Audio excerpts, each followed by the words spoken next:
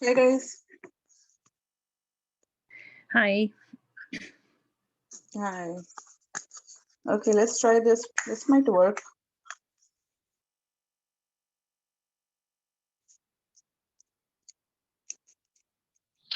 We can try. Am I audible? Your voice is echo. There is an echo behind. There's an echo behind. Still an echo? Yeah.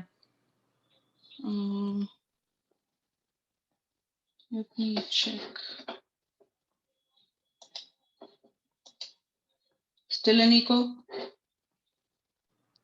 I think it's better now. Okay. Sure, it's better, right? I can try out something else as well. Is it better now? Yeah, now was best. Okay, so I'll just do it this. All right, let's try this. Might work. So what we are going to do is we are going to go directly to Path Presenter slides and see if we can learn from them by ourselves. Because we have salivary gland, Dr. Katabi is doing, but we have more HN head and neck. And if we in fact go into the slide library here, we have much more of head and neck. So we can try to do whatever is not salivary gland. Okay, let's do the high yield cases first.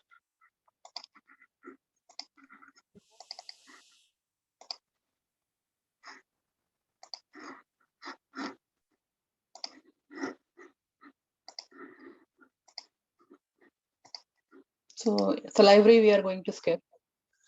So squamous papilloma, we don't need to know about squamous papilloma. It's all papillary fronts. So benign epithelial neoplasm caused by low risk HPV, papillary architecture with thin arborizing fibrovascular cores, lined by squamous to transitional epithelium in the larynx, minimal cytological atypia, little or no keratin on the surface. So we are going to go fast for the, especially for the things that this is salivary gland that we know. Just for that papilloma use, I mean, there is barely, like, most of the time there is no atypia, but still you have to always like look for the atypia because then that changes the thing. So Right. yeah. All right. So that's that. Oncocytoma mucoepidermoid is more, okay, odontogenic keratocyst. So we have a squamous lining, cystic lesion with thin squamous lining, and diagnostic feature include presence of palisading basal layer.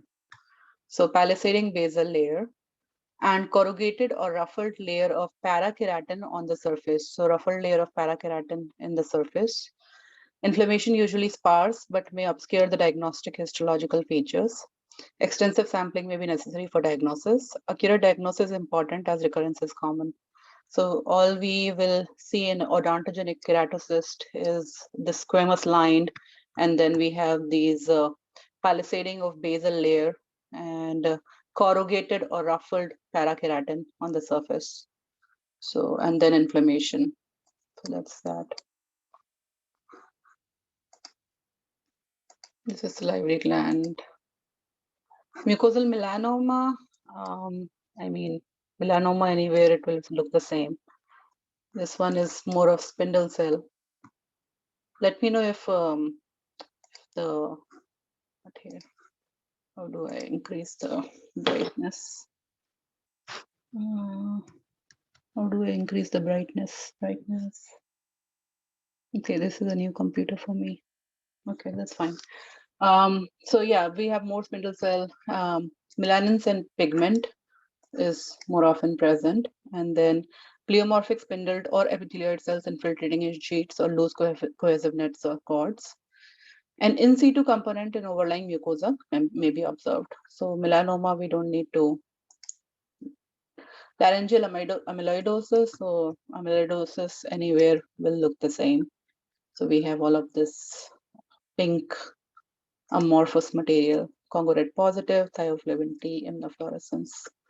So that's that. Herpes laryngitis. So let's see.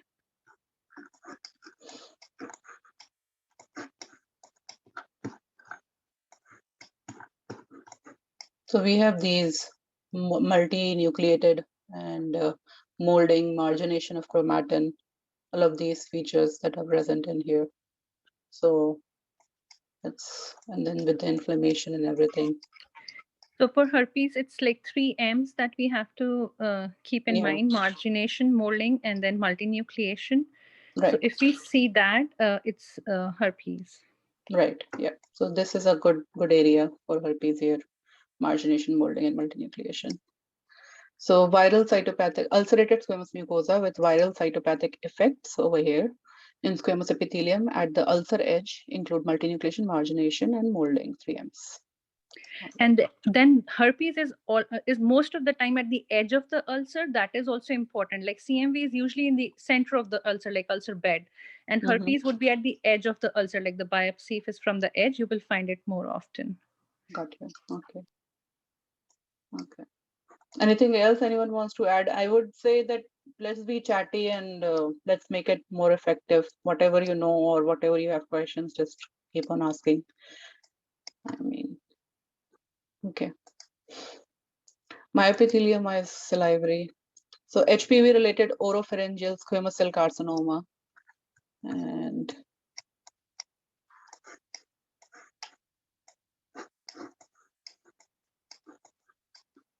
this one is hard. We have this.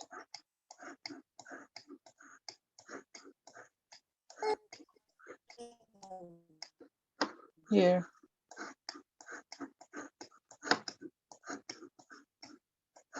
Okay, so let's see the microscopic. Often small tumors arising within the tonsillar crypts, deep to surface mucosa and palatine or lingual tonsil. Let me go. Large cohesive nest of epithelial cells with pushing borders and minimal stromal desmoplasia. Small tumors may lack obvious submucosal invasion. High NC ratio, blue cell tumor cell appearance. This is all inflammation, no? More. Yeah, it looks more inflammation. I don't see the tumor so far. It looks like lymphoid response. Yeah.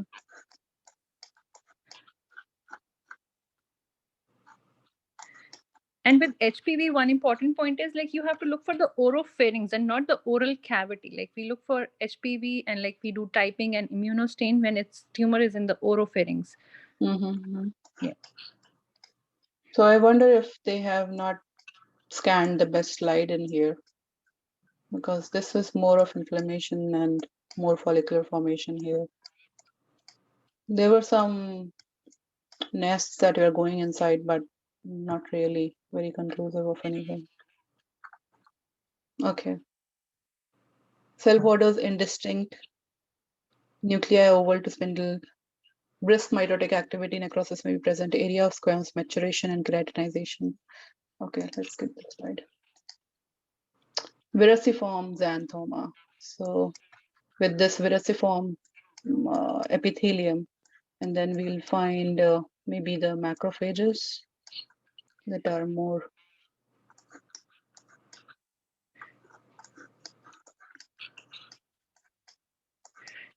Okay, so lipid-containing foamy macrophages over here. Okay. So again, verrucous or warty architecture with hyper or parakeratosis on the surface and lipid-containing foamy macrophages in superficial submucosa will help separate from the other entities and differential diagnosis. So these foamy macrophages we are relying on for the xanthoma and then the verrucous nature. We don't see that very often, this one.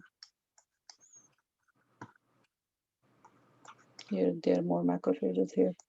Yeah, if in between the reted ridges we start seeing these macrophages, this is the differential that you always have to think of. These lesions, I think we get as like warts, like the clinician give us like that, and then if you start seeing it, it's one of the differential you have to think, like macrophages between these reted ridges or like superficial dermis. There. Okay. All right. So verruciform xanthoma. Mammary analog salivary gland, adenoid cystic salivary gland, acinic cell, histoplasmosis. So we have kind of ulcerated mucosa over here, and then with inflammation. So let's just skip to where there's histoplasma.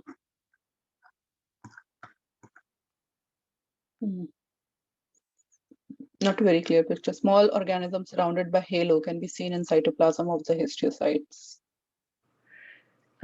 I think for the ulcers, always whenever you see ulcers, you always have to work up completely for the fungus and the viral inclusions. So I think it is more based on the GMS stain that when you see it, like then it will be easy to pick up there. If they have a GMS here. They are showing GMS here, but I mean, 4 to 6 micron organism they are saying, but I don't see anything here. And also the location matters. Like I was in Ohio and we used to always think of like histo, and now at my current location we barely think of histo, like, and I haven't seen it like in my practice now, but in my residency I used to see it a lot because I was like in Ohio. So it's like for these histo and all these, like, their location like matters. Right. Are you able to tell by morphology where the histo is?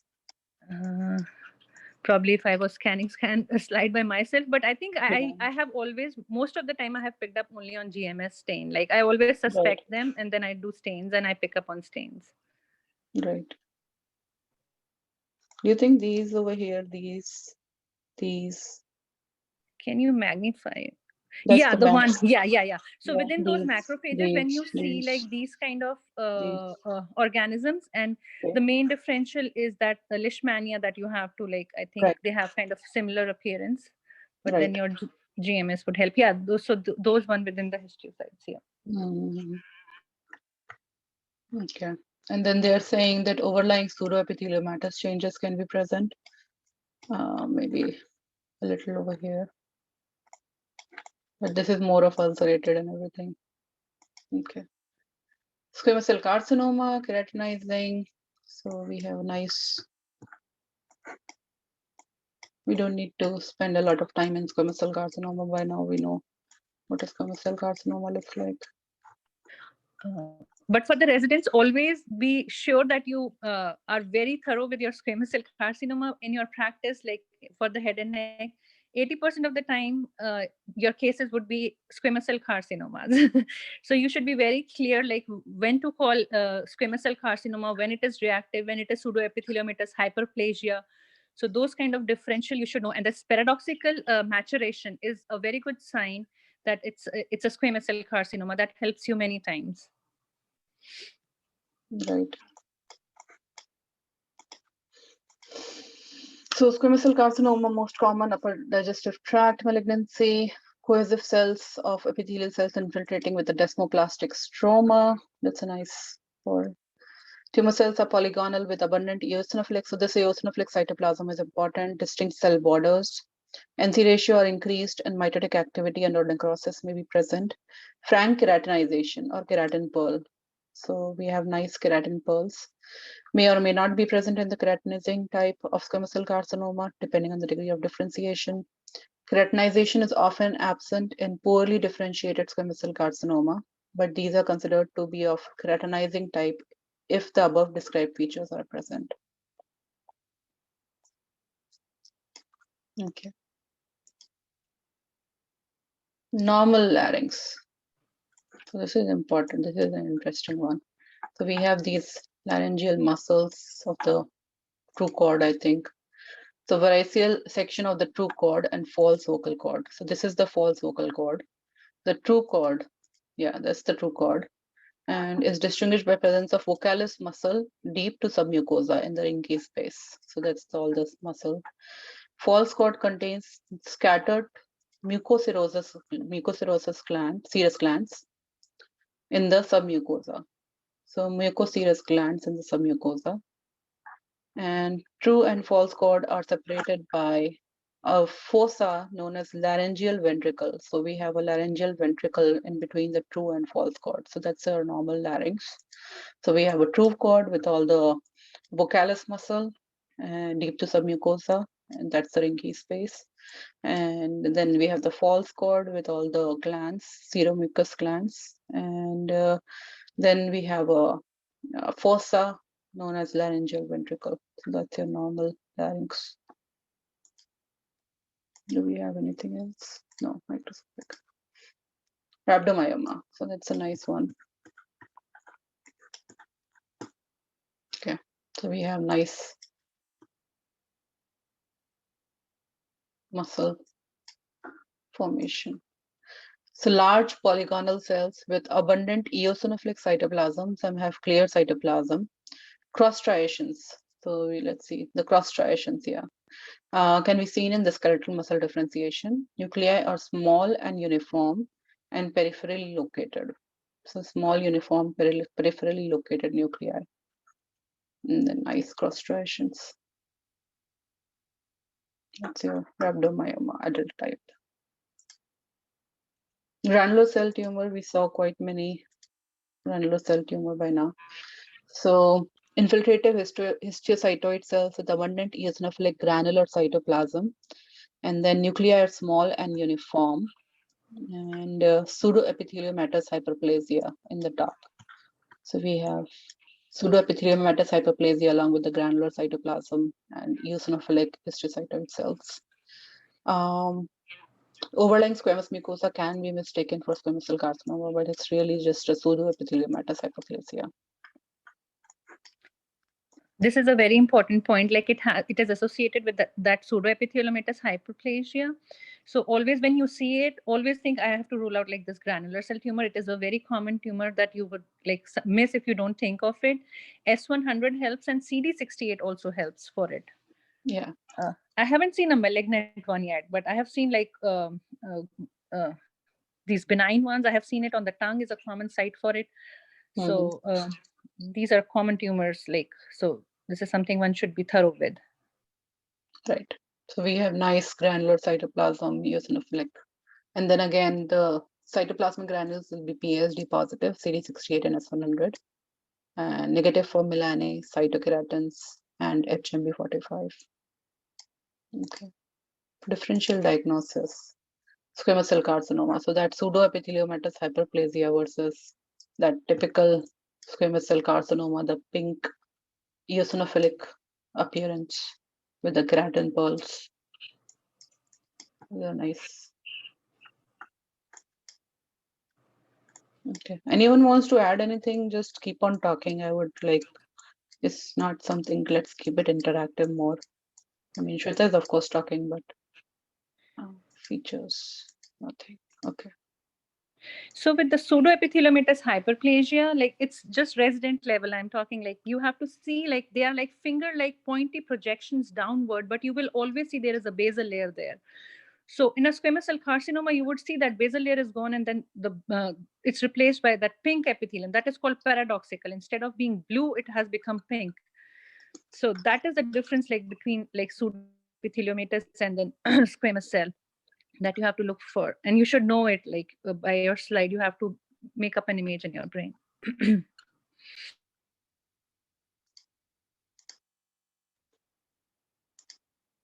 Renal cell carcinoma metastatic to larynx. So that's a nice RCC here with the clearing. Nests of clear cells are distinct cell borders. Some nests containing blood-filled spaces. So with blood-filled spaces, and tumor infiltrate through the laryngeal cartilage.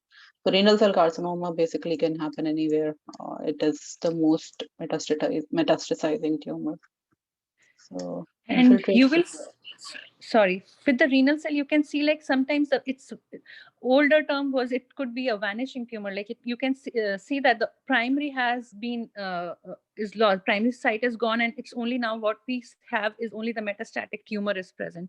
And as Akanksha said, this is one tumor which can happen anywhere in the body. I have seen it on the eyelid also. So always suspect a renal cell carcinoma when you see something morphologically similar.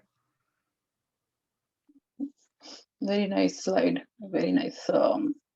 Like even in high power, it is very nice. Okay. IgG4. So basically, you have the fibrosis, and well, silidinitis maybe Dr. Katabi might do, but like all these fibrosis and then the lymphocytes and plasma cells that are in here. So, and then you will do the IgG4 to IgG ratio in such a case. So preservation of the lobular architecture of the salivary gland. Storiform fibrosis, yeah, that storiform fibrosis, lymphoplasmacytic infiltrate, obliterative phlebitis, and acinar atrophy. So and then there is a salivary gland. Let's keep this for Dr. Katabi too. Lingual thyroid. So we have nice thyroid gland and the lingual tonsil here. So that's that. So abnormally located submucosal thyroid tissue, submucosal, undermines the base of the tongue or lingual tonsil, may be present clinically as a mass. The thyroid tissue is unencapsulated and usually histologically normal, but may be affected by any thyroid disease. And overlying tonsillar tissue contains deep invaginations of surface mucosa or tonsillar crypts and surrounded by dense lymphoid tissue. Okay, so tonsillar crypts can be present, and then there will be a normal thyroid which will be present in the lingual thyroid in the lingual tonsils. Basal cell adenoma is DLBCL. So again, you have very atypical lymphoid cells, and you can see the prominent nucleoli in here as well. Prominent mitotic figures, and then you do your CD20, CD3, and you see that they are staining for CD20, PAX5, all of them. So microscopic discohesive sheets of cells with large nuclei, prominent nucleoli, lymphoglandular bodies may be present in the background. It's not the best one. 45, 20, PAX5, 79A, 19, all the B cell markers will be positive. Differential diagnosis. So the lymphoglandular body is important for when you are looking at the slide, like in the cytology slide or a touch prep, like how would you make out like it's a lymphoid tissue, then the lymphoglandular body, and those are basically the remnants of cytoplasm. And then it is a lymphoma, usually lymphoma, we say it's a pearl of 5, like abnormal cells in a row of 5. If you start seeing those, start suspecting a lymphoma. A reactive lymph node will have a heterogeneous distribution of cells. So I'm going off topic to cytology, but that's something like we see quite often, like on the touch preps and frozen's, that is asked for, is it a lymphoid or not? So they are giving the differential of undifferentiated carcinoma here. So basically, I mean, the cells are pretty similar, that you have this prominent nucleoli and ugly cells. You can do your stains, and if it doesn't stain for and if it stains for cytokeratin, then you know that we are dealing with carcinoma. There's a lot of necrosis in here as well. Okay. Thyroidinitis, we are not going to do it. Candida.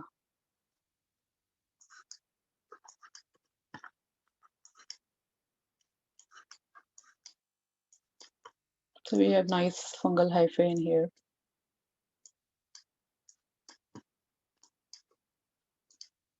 So thin pseudohyphae 10 to 12 micron oval yeast, and the same place, and colonize an ulcer base.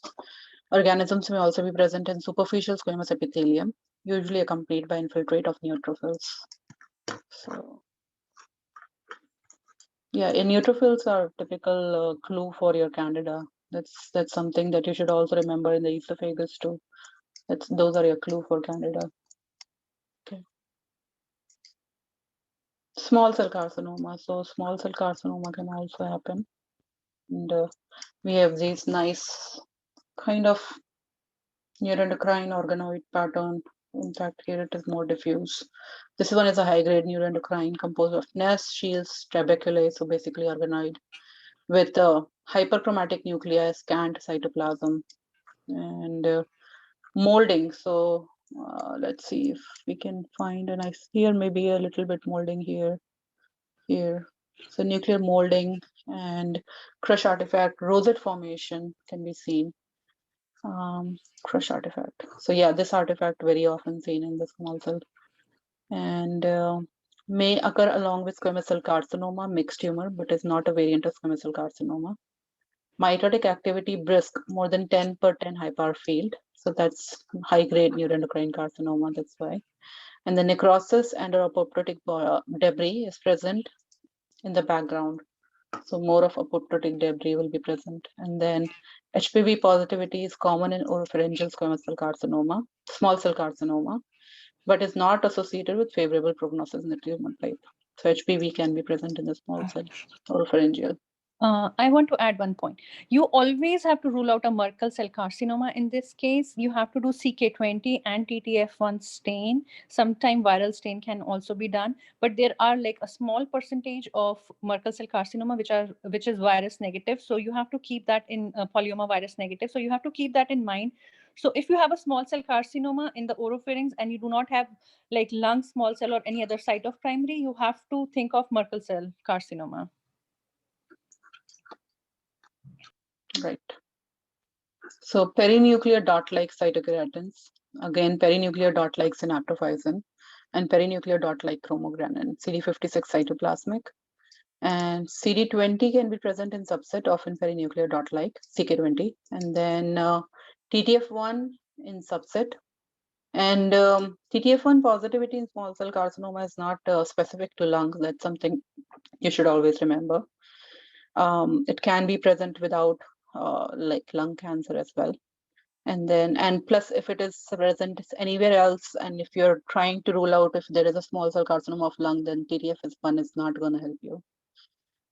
Negative what? So negative is P63 and P40 may have focal or weak nuclear positivity. So these squamous cell markers, CTC, P63, P40, and cytokeratin 5/6 will be negative. Okay.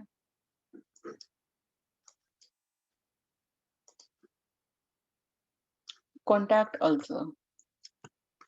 So we have these vessels dilated, like not dilated, but still.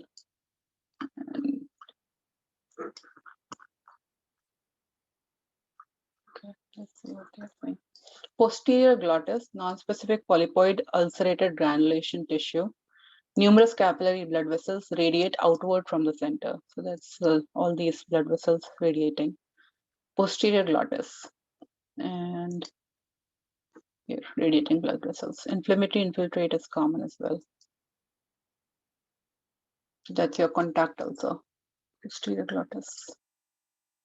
Polyp, yeah. So vocal cord polyp, you have this polypoid architecture with these dilated blood vessels that are in here.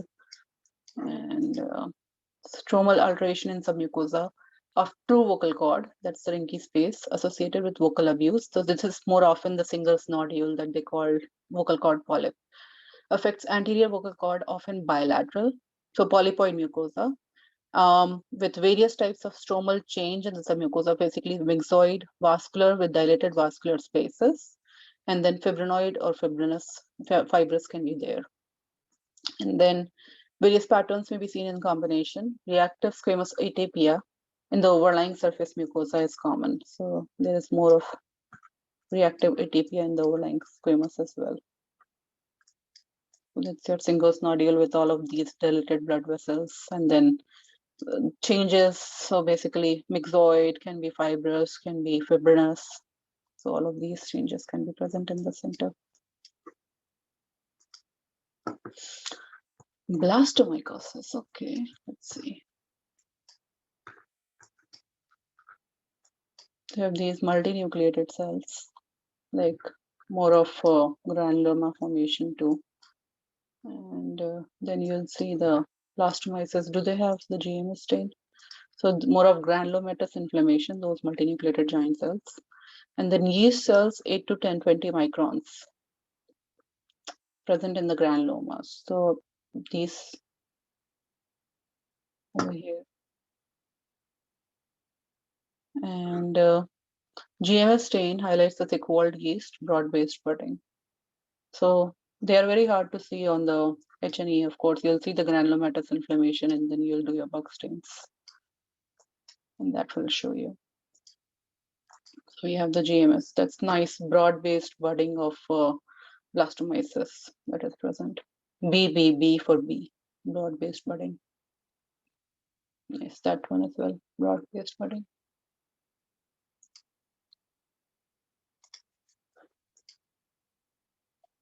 Basaloid squamous cell carcinoma. So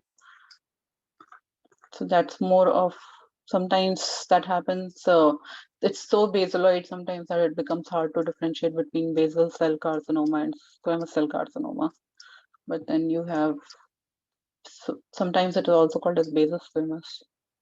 And that happens in the leg very often. There is a specific name if happened in the legs, I think.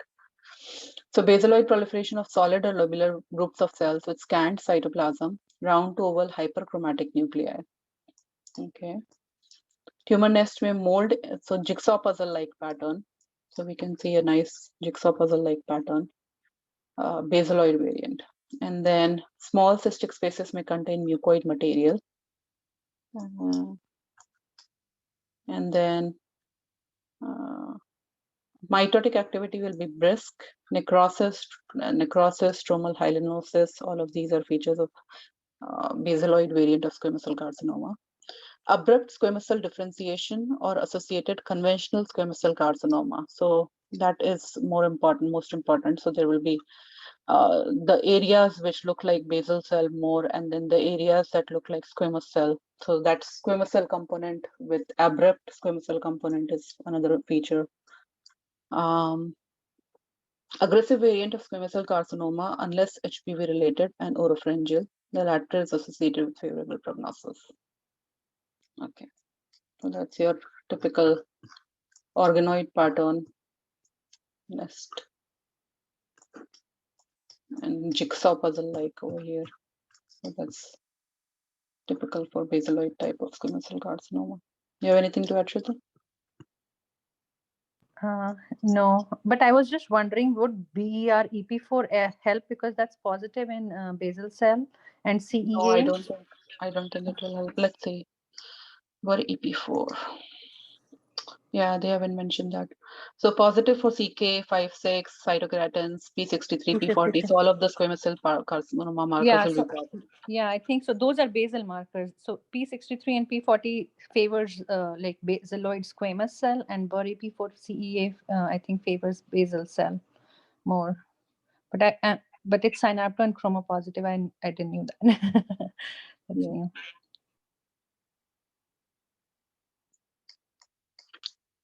They don't have a differential, otherwise that would have been nice. Ameloblastoma, so that's very nice. Typical That is picture. important one. Can we look up quickly in path outlines if the differential is there?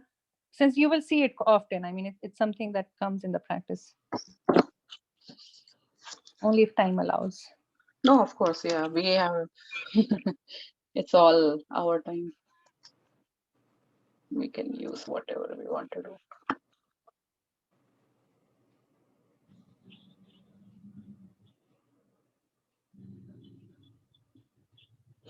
So solid cribriform microcystic nests, strands, tuberculae, or lobules of the tumor cells. Strands of tumor cells often connected to overlying squamous epithelium. Nuclei round to oval, hyperchromatic, peripheral palisading, often central comedotype necrosis. many mitotic figures, microcystic patterns containing basophilic material. Microcysts and necrosis may resemble to lumina, true lumens will be lacking. Many have areas of stromal hyalinization and often admixed with conventional invasive or in situ squamous cell carcinoma. We saw most of these features in the previous case. So again, CK1A1, A3, CK14, CK19, EMA, P53, and BCL2. BCL2 can be positive as well.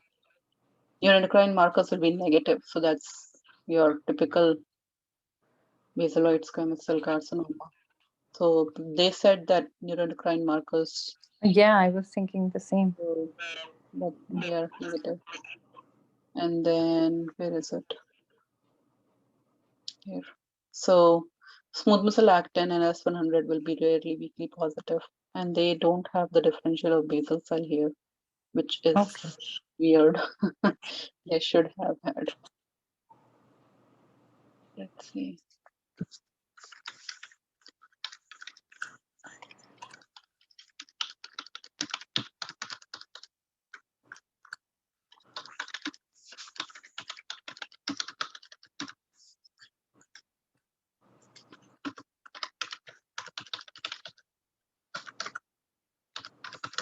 Let's see if we can find something.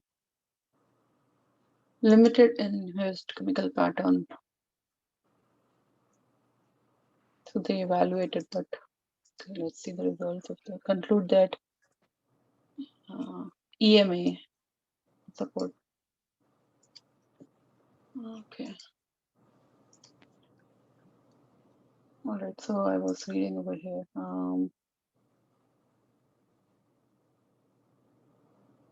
Yeah, they don't have a typical IHC of.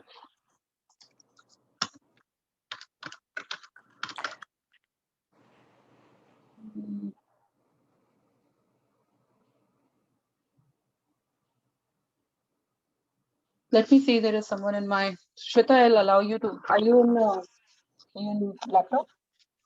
No, I am on my phone. What about it? Let me read on it, and like on the next lecture, I'll let's discuss this topic Sure. again. Give me a minute. There is someone in my home. Like they're ringing the bell. Just give me a minute.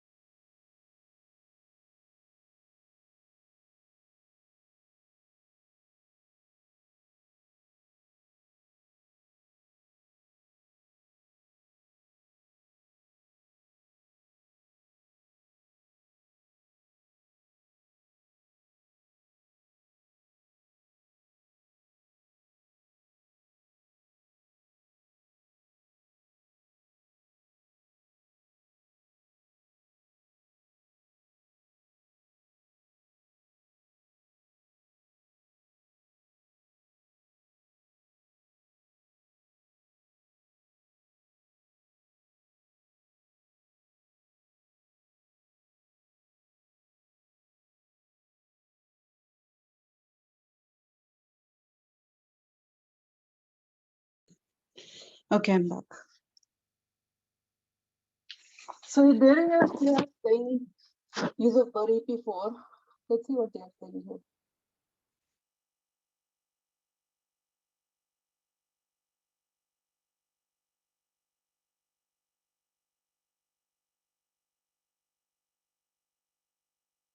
So they are just saying in the basal cell carcinoma. They are not talking about differentiating. All right. So that's your basaloid variant of squamous cell carcinoma.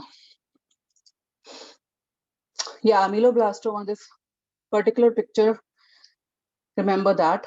So benign, usually intraosseous neoplasm of the jaw, range from solid to entirely cystic. Solid to entirely cystic. And then follicular and plexiform growth patterns are most common.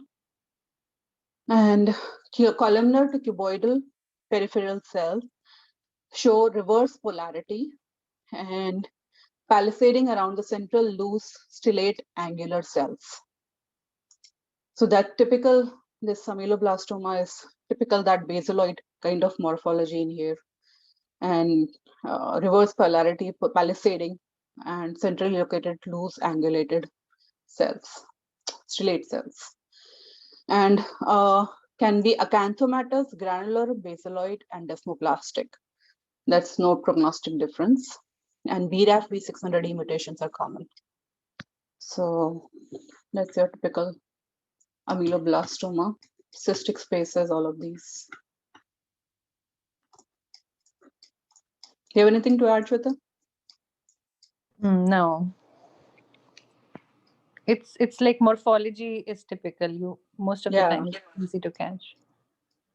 So keep this morphology in your mind. High-grade keratinizing squamous cell carcinoma. So we have some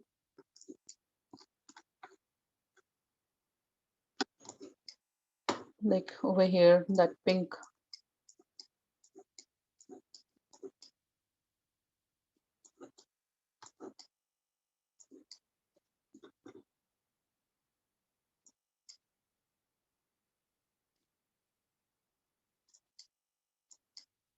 So it might be very hard to differentiate between, like a squamous cell carcinoma in situ versus an invasive squamous cell carcinoma. And maybe they have an invasive component in here, which they are highlighting. So important pre-malignant precursor lesion. Oh, they are talking about dysplasia. That's what I was thinking. So precursor lesion to invasive squamous cell carcinoma. So we have mostly like squamous cell carcinoma in situ or dysplastic squamous epithelium that is present over here. And squamous atypia, increased NC ratio, pleomorphism, loss of polarity, hyperchromasia, increased mitotic activity. All of these can be present, confined to the surface mucosa. And then keratinizing dysplasia. In keratinizing dysplasia, the dysplastic cells are polygonal with some eosinophilic cytoplasm, often hyper or parakeratosis on the surface. Chronic inflammation can be associated. So this is your typical, you can see the typical mitotic activity, which is high in here as well. Bizarre appearing cells. Okay. So keratinizing squamous cell carcinoma, we'll have those keratin pearls and keratinization. They have keratinization. So here, that's nice. So we read all of this. Polygonal cells, abundant eosinophilic cytoplasm, distinct cell borders. So that's something, distinct cell borders is something that you should remember.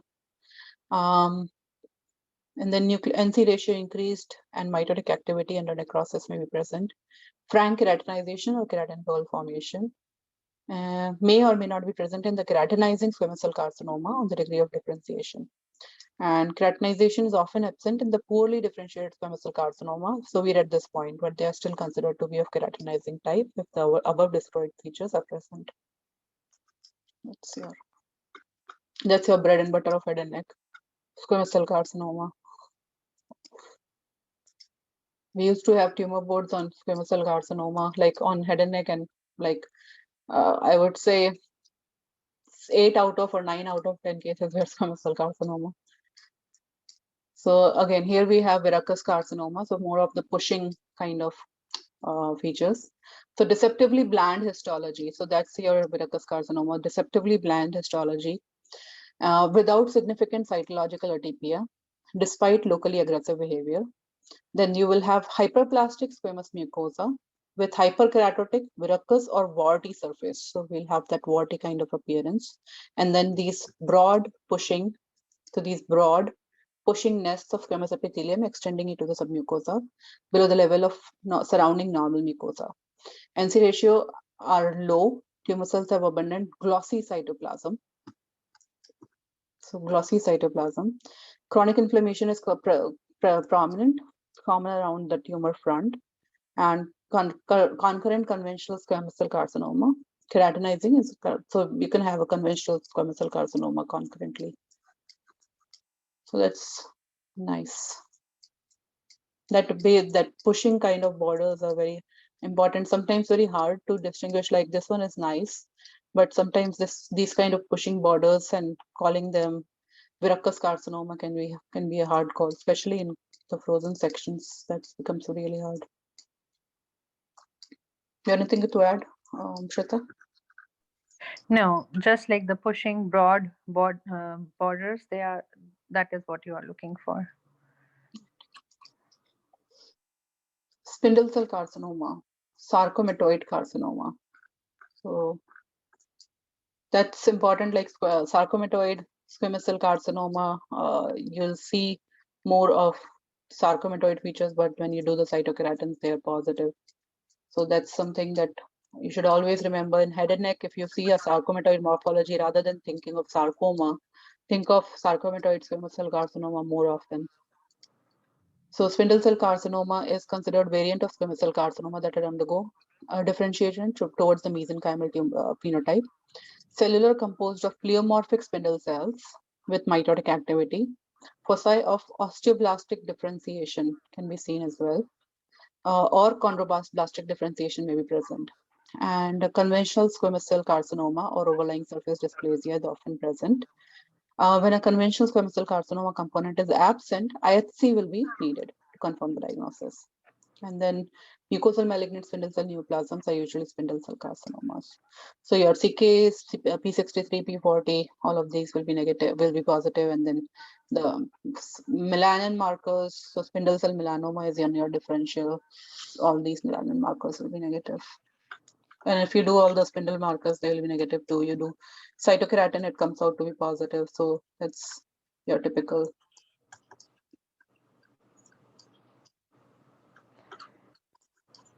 They have a poorer prognosis than the conventional squamous cell, so we have to mention it while we describe it's a squamous cell carcinoma, sarcomatoid variant, so the clinician knows that it is that variant. Mortens, I think she will cover it. Okay, so that's about our high-end cases. Now we'll go into the slide library and see if we are interested in. So the slide library, we won't have the description, so we'll have to read the description if we want to from path outlines. So verrucous carcinoma, we saw this. So again, there is another, verrucous carcinoma is important. It is not very uncommon, and these broad pushing borders, they are very important to identify with the verruciform hyperplasia on the top, all of this.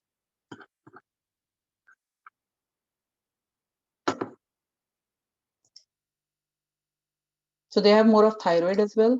So we can start looking thyroid too. This is more of anaplastic thyroid carcinoma, very high in mitotic activity, very bizarre cells. And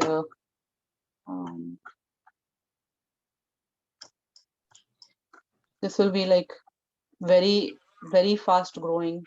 There's some spindle cell type of morphology as well. Let's quickly read about anaplastic.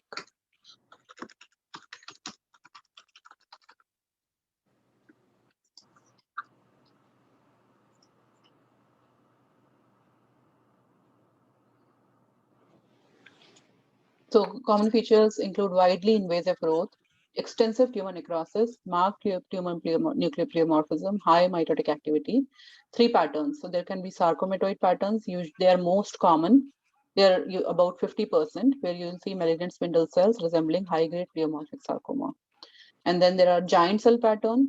So then you'll have tumor giant cells in there, which may have cavernous blood-filled sinuses resembling aneurysmal bone cyst or angiosarcoma. And multiple intracytoplasmic hyaline globules have been described. And then there is epithelial. So there will be squamous or squamoid tumor nests in those with abundant dense eosinophilic cytoplasm. And then necrosis, vascular invasion, mitotic figures, heterologous differentiation of bone and cartilage, neoplastic bone and cartilage can be there. And there can be a rhabdoid variant of anaplastic, paucicellular variant, small cell anaplastic as well, extremely rare. Okay. So we can quickly go to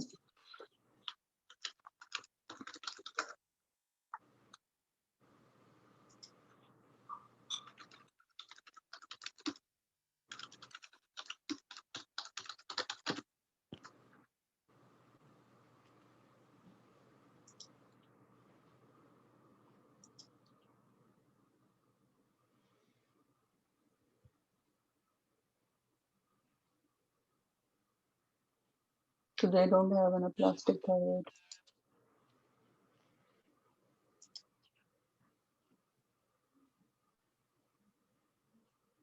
Yeah, that's fine.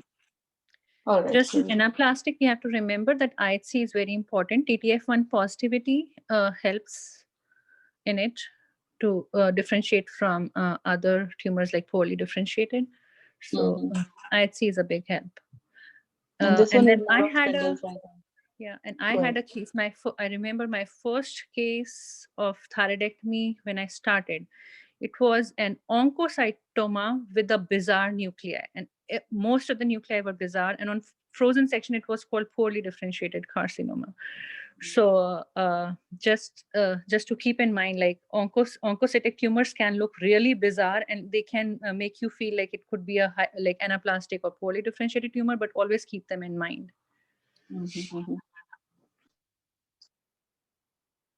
Oh, wait. Yeah. So these, okay, NIFP. So NIFP has certain criteria. You should not have any papillary structures, and you should be encapsulated, circumscribed. It should not have any invasion, like obviously, like it's by the name, non-invasive. And then you'll have the follicular pattern of growth with the papillary nuclei. So that's typical for NIFP.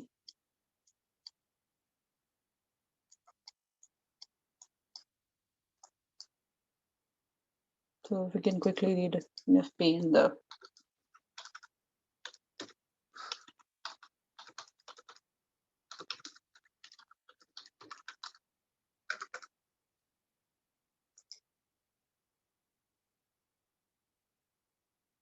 So these diagnostic criteria are important, inclusion criteria. So major features and minor features. So encapsulated, clear, demarcated, follicular growth pattern, and less than 1% papillae. That's important. Solid trabecular insular patterns. These in total should be less than 30% of the total tumor volume. No submama bodies. And nuclear features of papillary thyroid carcinoma will be there. So nuclear score should be 2 or 3. Okay. And then minor features, dark colloid and irregularly shaped follicle, sprinkling sign. I don't know what that sprinkling sign is. Follicles cleft from the stroma, multinucleated giant cells within the follicles. And then exclusion criteria are important. So any capsular or vascular invasion is we cannot call it. But if whole capsule has not been examined throughout, it will be still non-invasive encapsulated. So if the whole capsule is not examined, so if you have not put the whole tumor in with the capsule, you cannot call it NIFT-P. It will be more of encapsulated variant of follicular thyroid carcinoma, or like follicular variant of papillary thyroid carcinoma, non-invasive encapsulated variant. So that's important. You have to put all your tumor through with the capsule. True papillary structures, if present more than 1%, then that's not NIFP. Samoma bodies, if present, infiltrative borders. Tumor necrosis not associated with FNA. And increased mitosis. If you have 3/10 hyperfield, so if you're starting to see more mitosis, then it's not NIFP that you're dealing with, because it's a good prognosis cancer. You cannot have increased mitosis in this. Cell morphological characteristic of any papillary thyroid carcinoma variant. So tall cell, columnar. So anything like tall cell carcinoma, like papillary thyroid carcinoma, columnar cell, cribriform modular, diffuse sclerosing, oncocytic lesion, all of these are exclusion. And then there should be no papillae, and then no BRAF or TERT promoter mutations, no distant metastasis. So requires careful capsule evaluation. Okay, that's your NIFP.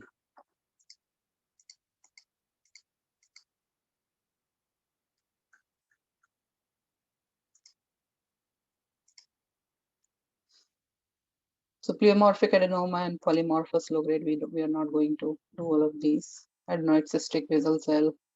That session will be interesting. Attend that session of Katabi. So NIFP again, another one. So this is a nice one, very nice encapsulated over here with no capsular invasion. And we can see the nice PTC nuclei with these nice pseudo orphan aniide prominent nucleoli. So that's your NIFP. Hyalinizing trabecular tumor, it's a salivary gland tumor, right? Papillary, so no, it's actually we can- Thyroid. It it's should. thyroid. It's a thyroid, yeah. Mhm. So let's read about this one. Oh, nice. So, lovely outlines. Very awesome.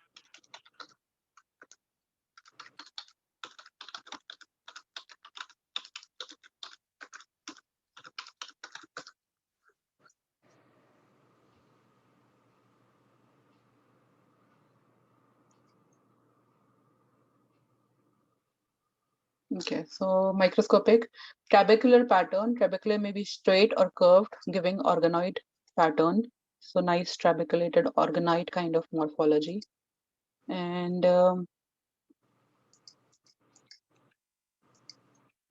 elongated to polygonal cells with variable pleomorphism. Cells have lightly eosinophilic cytoplasm containing hyaline material. Variable pleomorphism, lightly eosinophilic cytoplasm containing hyaline material. Okay. Cytoplasm contains 2 to 3 micron yellow spherical paranuclear cytoplasmic inclusion with clear halo of retracted cytoplasm and nuclear molding, representing giant lysosomes. So that is present in all cases.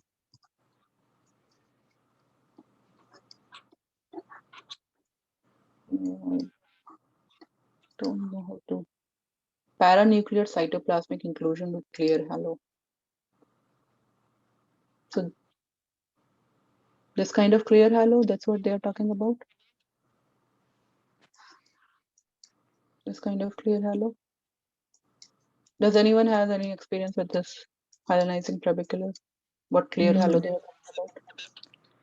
No, I haven't seen this. It's like only the book pictures that I see, and usually what I see is like hyalinizing, and there are trabecular patterns separated by hyalinizing tracts, and then long elongated nuclei is kind of a hint to it. So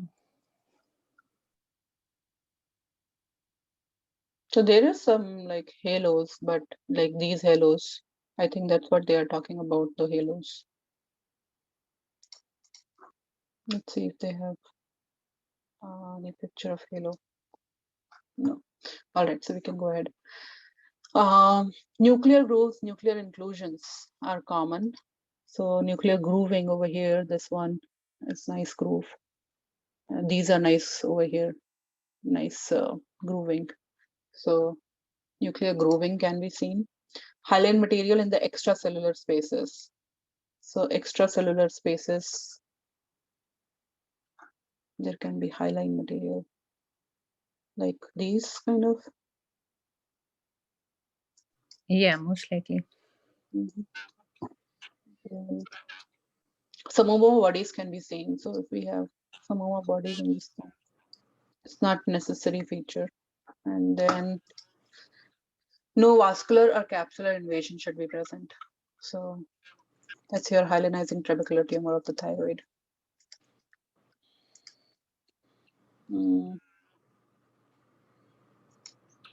mean, papillary thyroid carcinoma, we know by like, so all these papillary structures with the papillary typical grooving and everything, papillary nuclei. So we don't need to read papillary thyroid carcinoma. I think it will be a waste of time.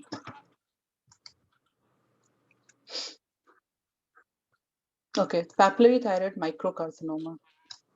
So What is the cutoff for microcarcinoma? Tall cell variant. Oh, so it's also a tall cell variant. So tall cell variant, I think it's like twice or thrice the cytoplasm will be higher, the nuclei will be basally located, and the whole cell size will be twice or thrice of the normal PTC. And let's read the tall cell variant of.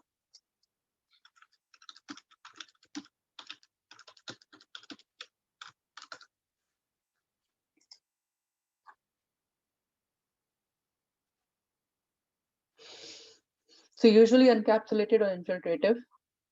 Papillary growth pattern can be trabecular and tram track or railroad type.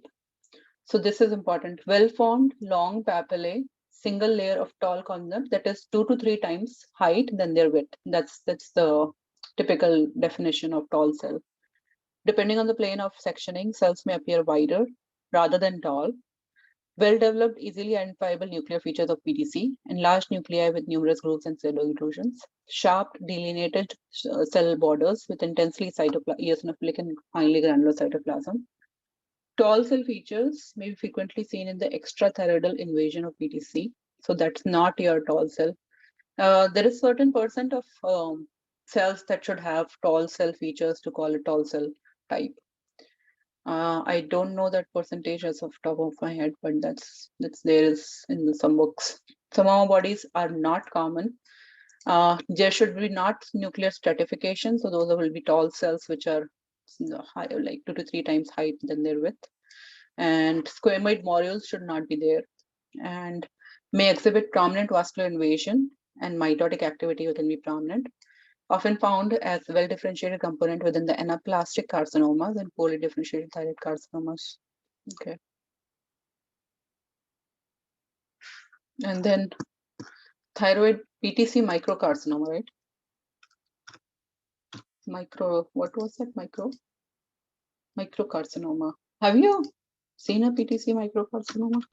Oh, these are very often. You should look for them, though do not But change what's any the criteria? management if Like, you what's the find cutoff? them. Yeah. What's the cutoff? Like, they should, less than 1 centimeter. That's the cutoff. Less than or equal to 1 centimeter will be called as PTC microcarcinoma. Okay, that's the size criteria. Overall, everything will be the same, I believe.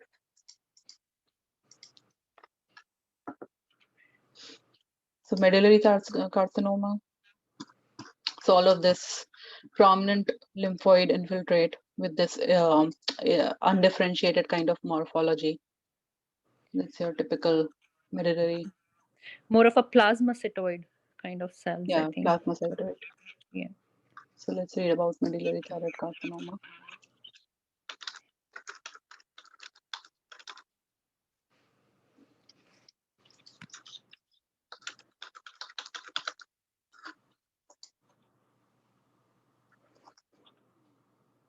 So wide variety of morphology can mimic any other thyroid malignancy. There will be round plasmacytoid polygonal or spindle cells in nest, cords, and follicles, often mixtures, and round nuclei with finely stippled to coarse chromatin, indistinct nucleoli. Occasional pseudo-inclusions can be there. And then eosinophilic amorphous granulocytoplasm due to secretory granules. Generally low mitotic figures. Stroma has amyloid deposits from calcitonin. I saw a very nice case of amyloid deposition. Like, it was beautiful, beautiful case. Prominent vascularity, glomeruloid configuration of long cords of vessels. So this kind of.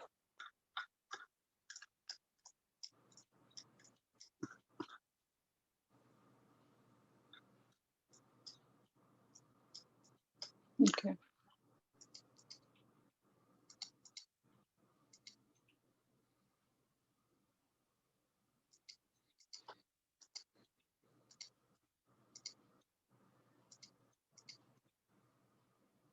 Mucin in 42%. Coarse calcification, occasional plasmoma-like bodies can be there. Angiolymphatic invasion, occasionally marked neutrophilic infiltrate can be there. Oncocytic tumor cells, papillary patterns. C-cell hyperplasia, And then microcarcinoma again can be seen in these ones. Complex micro-architectural pattern with desmoplastic stroma, often focal amyloid deposition. Usually solid pattern of round polygonal spindles or plasmacytoid cells. Lot of variants. I'm not going to go in details of that. Okay, so that's your typical medullary carcinoma with that typical plasmacytoid features with eosinophilic cytoplasm admixed with lymphocytes and everything, amyloid deposition. Okay. Follicular adenoma, we know by now it's like non-encapsulated, like non-invasive follicular. You don't need to go in details of that. Adenoid cystic will be more in the and the keratinizing, non-keratinizing squamous cell. We don't need to go in that as well. Okay, lymphangiomatous polyp, hamartoma. Let's see what's that.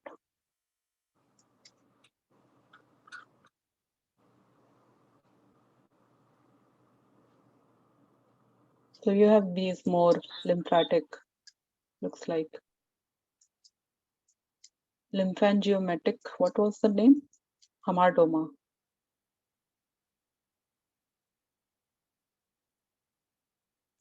Lymphangiomatous polyp.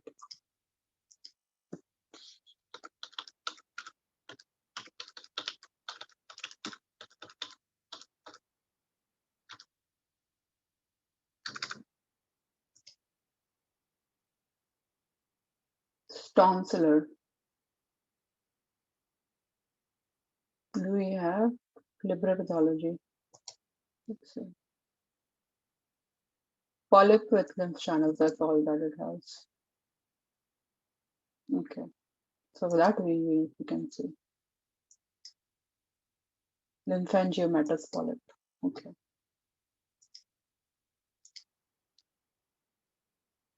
OPSCC. What is OP?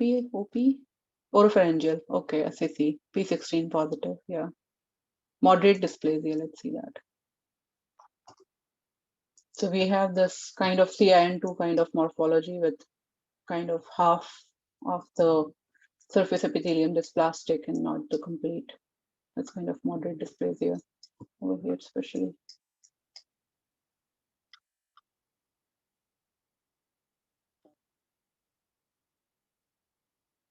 Okay. Do you want to continue or do you want to end? Who's lichen planus? Do you want to continue or do you want to end? Shweta and others? I have to leave, Akanksha. It's 1. You're leaving? If others want, they can. Oh, your Thank you so babysitter was much. going to come, right? Your babysitter was going to go, that's why, right? Yeah, she has to leave. Yeah, yeah. Okay. What about the others? Do you want to continue or do you want to?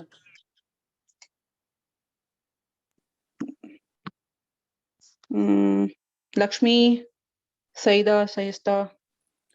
I think I will leave as well, Akanksha. Yeah, let's finish then. Let's Same here. wrap up the session.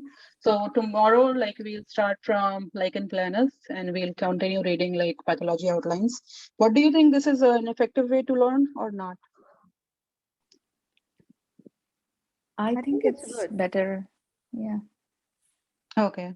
I What have about you, one Lakshmi? question to you guys. The microcarcinoma, how often do we, is this like an incidental findings or do they radiologically go after it? I mean, it is less than 1 centimeter, so it will still be visible on radiology, even if it is less than 1 centimeter. Just that there will be like cutoff of 1 centimeter. Yeah, So what I found in my practice is that like I had one thyroid for like a follicular lesion that was and the FNA said that there is like follicular cells and follicular neoplasm and they sent the thyroid for frozen and on Mhm. frozen section whatever a nodule I found was looked like follicular. Mhm. So just this I submitted just whatever was visible. But then on like the permanent section, they found a papillary microcarcinoma. That happens very often. Like you don't see those microcarcinoma on frozens, and then Right, right. you submit everything, and there is a small microcarcinoma Yeah, and it microscopically. was like 0.5. It was Yeah, very yeah, small. exactly. Yeah, Yeah. there is no way that you'll see all those small, tiny microcarcinomas. Mhm. Thank you. Sure. All right, you guys, thanks for joining, Thank and you. we'll continue. Thank you very much. And I would say start being more chatty, whatever in your practice, what you have seen, just keep on telling so that we'll also learn what we are reading and everything. Sure, absolutely. Okay. All right then. Bye-bye. Bye.